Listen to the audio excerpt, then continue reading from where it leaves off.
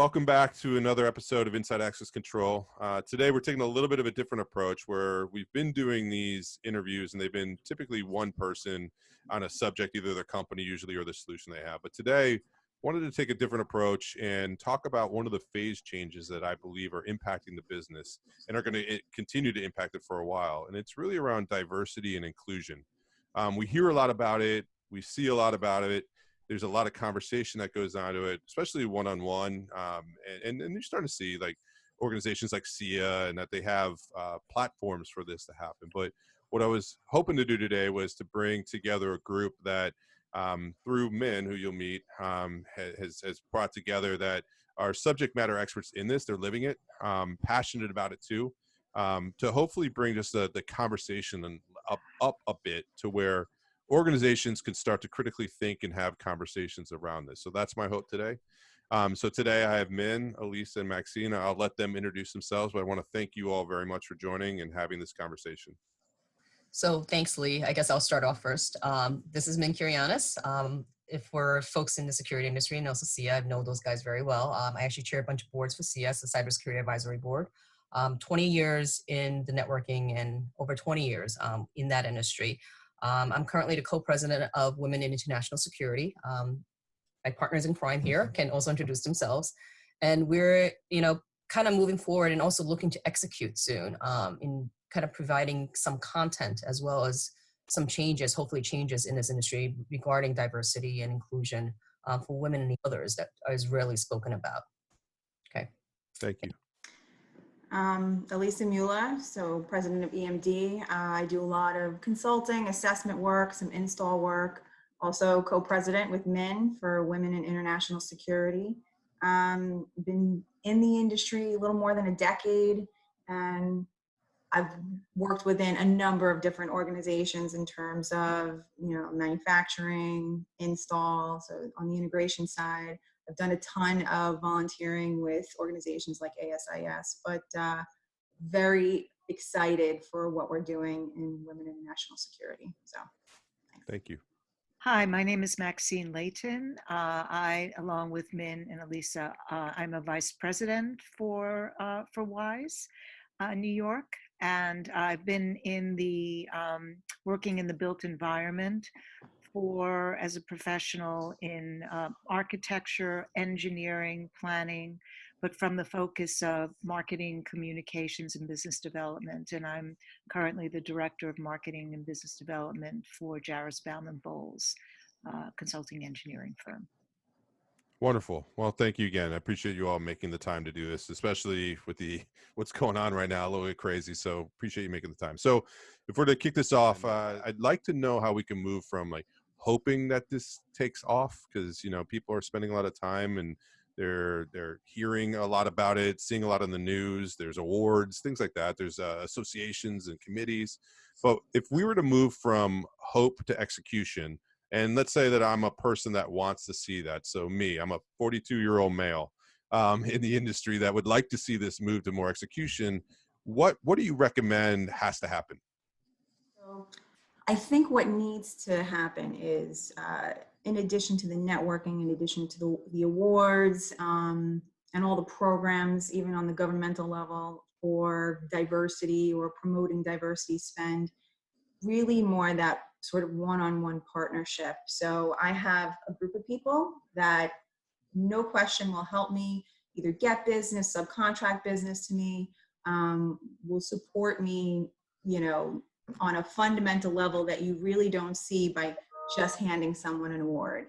And it's great to recognize people when they hit those milestones or they're prominent in their field and they happen to be a woman, but that's not really going to, push the issue forward or really level the playing field. So I think really, that sort of partnership with large organizations from the governmental side, true partnership from the governmental side, I think that's where we're going to start to see the needle move. I also think that part of where the change needs to happen has to do with leadership and specifically thought leadership. That women, there is kind of an old paradigm where women are the ones who execute the work of other people, particularly the work of men. And what's important is that women now are brought to the forefront where they speak, where they write. I mean, awards and all of this are very important because there is a level of recognition that needs to happen. But we're talking about influence. And the way we're going to start to have more influence as women within this profession is by really being listened to, being able to have opportunities to publish, to speak, and to really be respected as thought leaders. And that comes whether you're an individual with a private practice or you're working within a larger organization, and to be someone who is at a leadership position and a decision-making position within that organization. You're at the table. And I think to add on to both what Elisa and Maxine has stated, another key thing is also to realize that there's a support system out there. I think what happens with a lot of women is that there's a fear that they're not going to get the support or the backing, because at the end of the day, we do see visually that it's a boys' club out there. So if we vocally speak up, we can't, we're not going to get the backing that typically a man would be in an organization. So, by moving forward and creating that support mechanism that's back there and understanding a company is willing to support a female leader or someone who's owning a business speak up and not be penalized for it is also extremely critical. I think one of the things after we started working on this and realizing is the fact that a lot of women are afraid of speaking up because one, they're afraid of being punished for speaking up, whether it's culturally, whether it's economically, whether it's career, whether it's professionalism, it could be anything. And you see that not just through here in New York City, but also globally. And it's a big issue that has to be touched on is how do you create this support environment for women to feel comfortable to voice, open their voices and speak openly about it. So I took a bunch of notes around recognition and true partnership, the support structures in place. But so if you were to, because a lot of times we talk about the bad part of it. So if we were talking about the good part of it, what are some examples of things that are happening now that you can point to say we are seeing progress? So what I'm seeing, and it's from two different perspectives. So on the government side, there's definitely a big push for diversity spend, and that's not just women. It's minorities, veterans, disabled veterans, Native Americans. But what they're missing is, and not every group is missing this, but what they are missing is, yeah, you have to jump through hoops to get the certification to name yourself a minority vendor. But that's kind of it. They offer some programs, they offer some webinars, some classes, but it's not really getting you to the point where you're being able to compete. And so what you're seeing is now folks in the market that aren't on the governmental level are coming out of the woodwork and trying to mentor and trying to support these businesses to sort of teach them the ropes and how do you get to the people, to the true audience who are going to use your certification properly. Otherwise, you're kind of on your own to figure it out. But there are some agencies that are doing it really, really well, particularly with the DBE certification, which is Disadvantaged Business Enterprise. They have two sectors. One is MTA and one is Port Authority. Once you get that DBE, you actually get assigned a certification manager.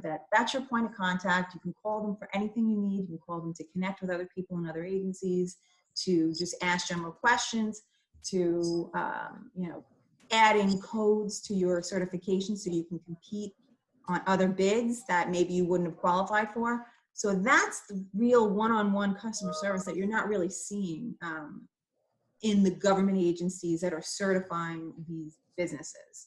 So what typically happens is a business will get the certification and then they're floundering on their own. On the other side, the other perspective is that true partnership piece. So there are a handful, actually, so there are a lot of integrators that I know that for sure they need these certifications. So they need to partner up with somebody like me to fulfill that requirement. And then there are some that that are actually going the extra mile and saying, let me help you get the subcontract paperwork. Let me introduce you to the legal team. Let me do this, let me do that. And oh, by the way, here are top 5 projects where we need a DBE, a WBE, WeBank certifications. Here you go. But when you look at some of the folks that still need it and, don't have that one-on-one sort of relationship, that true partnership, they're kind of just saying, yeah, we'll keep you in mind. We'll invite you to our networking events, and same thing. You got to figure it out from there. So it's not the happy hours that you're looking for. You're looking for not the happy hours. Not looking for the happy hours. Done. We're looking for the guidance and for that true partnership, that true Correct. support. Yeah, absolutely. Sorry, my little girl just joined in. That's all Sorry. good. Oh, no, go ahead. No, I just wanted to, this is Marina. Hi, Marina. Hi. Future of Wise. There you are. Future of Wise, that's it. Sorry, Maxine, please go. Hi, Marina. So one of the things too, in terms of really looking at MWDBEs, is that there are certain categories of certain parts of the profession where there's a smaller pool, and that small pool is being pulled on sometimes in a way that's not going to help them succeed, because there's so much work coming in and they're just not structured to be able to handle all the work, to do it well, and to succeed. So I think going back to what Elisa was talking about in terms of the mentorship and the structure, it's really important that by wanting to continue to expand the base, that we also have things in place, particularly in areas where there are small pools and there are a lot of consultants coming to them to be on their teams. It can almost be a setup for failure. And so we need to be able to make sure that things are structured in a way that there's some kind of a backup plan that might potentially be built into the system.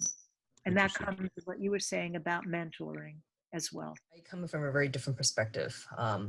Working in very male-dominated industries for 20 to 25 years now.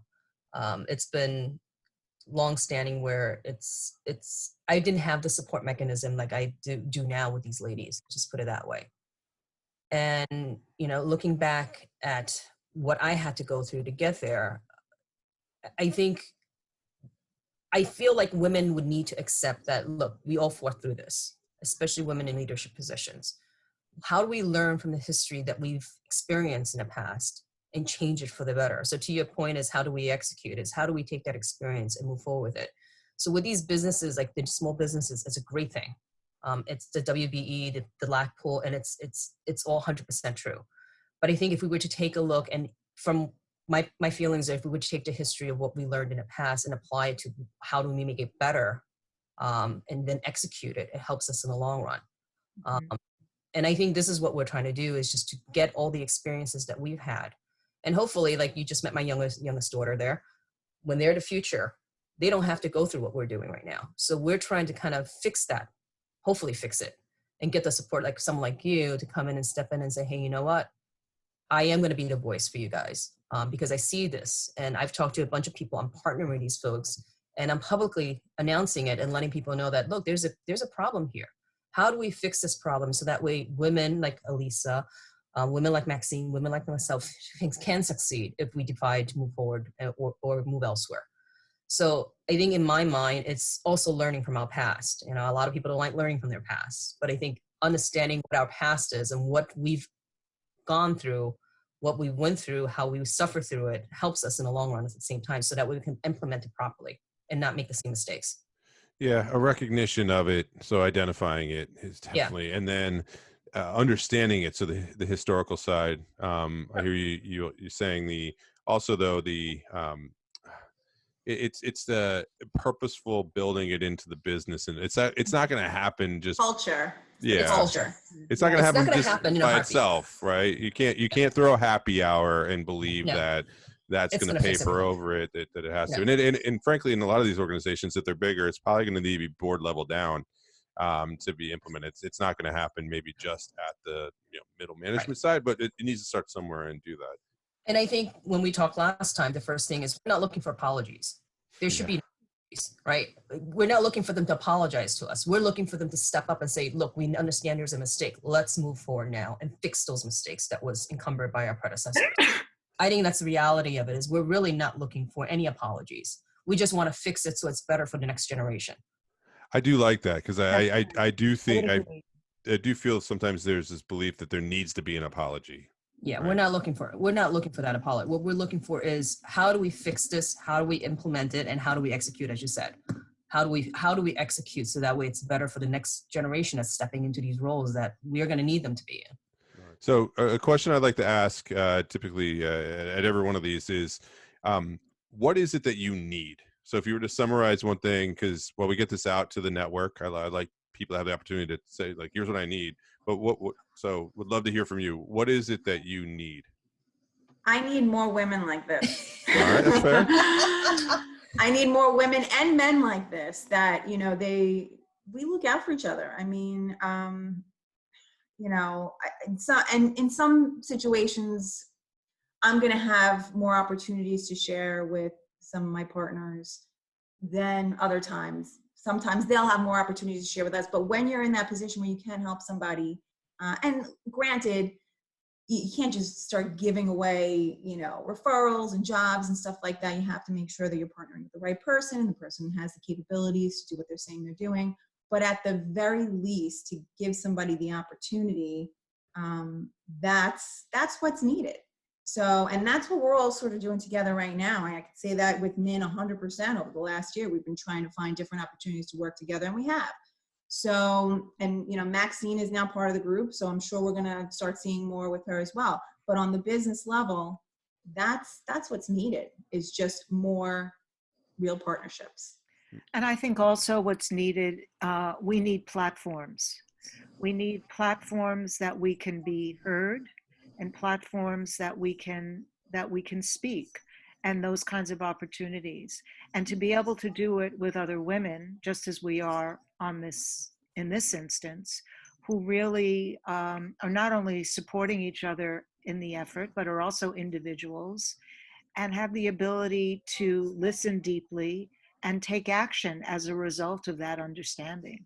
And we need more of those opportunities, and not just for us as individuals, but to be able to be a stand that other women out there know that this exists and that this is something we're actively and passionately building on.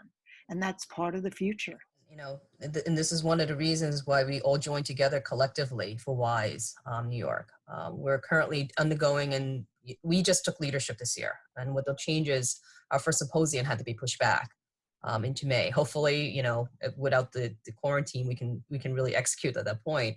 But and we're partnering with SIA in that respect. But the expectation is to really, provide that platform with different coursework, different content that's relevant for women, or for the others, or for the men who are interested in this. Because like I said, we're not looking for apologies, but we're looking forward to actually kind of moving towards a future together.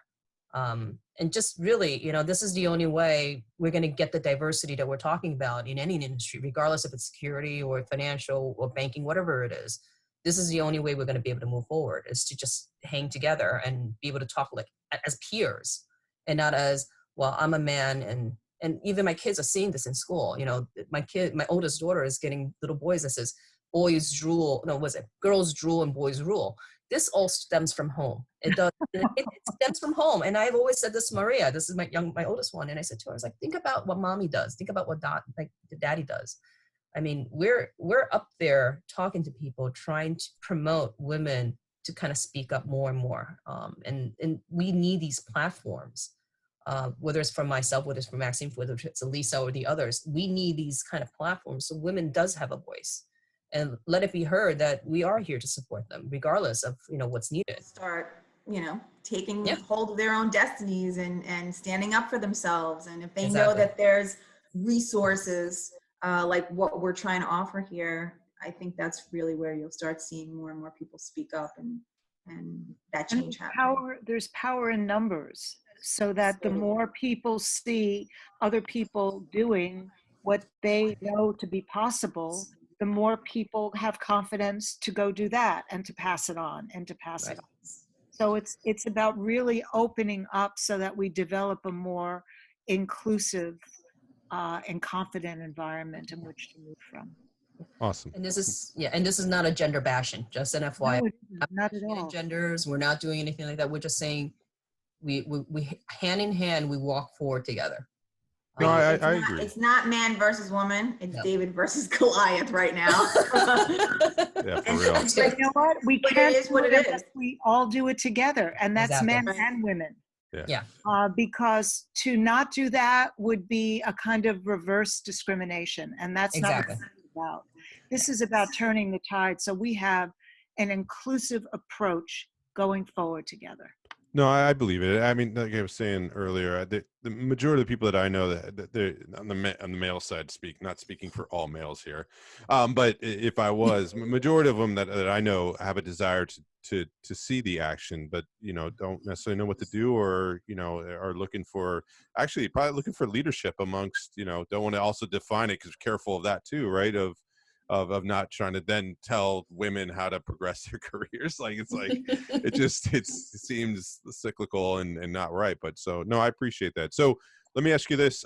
If people wanted to get a hold of you or find out more information, what's the best way? So if you just go down and give it, I'll add the information right on the screen when we do this, but what's the best way to get a hold of you? From the WISE perspective, we do have a WISE New York City website that you guys can Yes, take a look that would at. be the best. Yes. Yeah. Right. Okay. There is also a global website, and mission statements are on there, and you'll see all of our profiles. So, that's one way.